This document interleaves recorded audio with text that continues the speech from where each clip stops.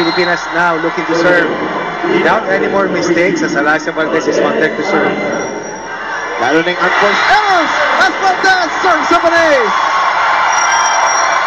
Unbelievable result from this young lady. She's the face of Philippine volleyball right now. And this timeout brought to you by Rubisco, making delightful moments possible every day.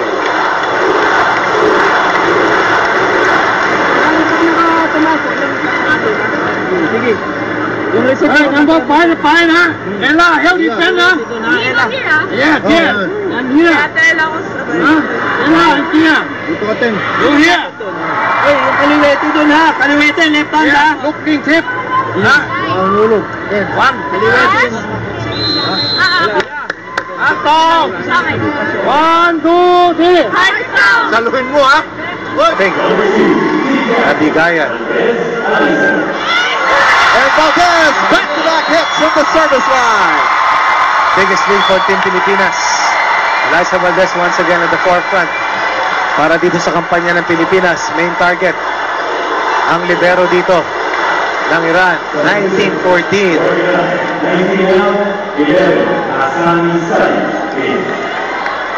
Masakit man yung kanyang kanang kamay, pagod man yung kanilang katawan, hindi sila susuko, hindi bibigay sa laban.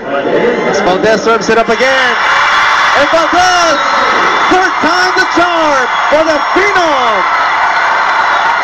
Alyssa Valdez, 2 service aces, 3 points on serve.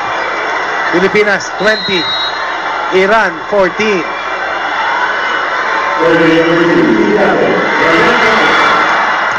Oh, elevator! And Ella De Jesus puts it down. And that reaction by the crowd inside the Field Sports Arena says it all. I also see in the house coach Stephanie Prochina, a part of that gold medal team for Team Pilipinas that won the gold in the Southeast Asian Games.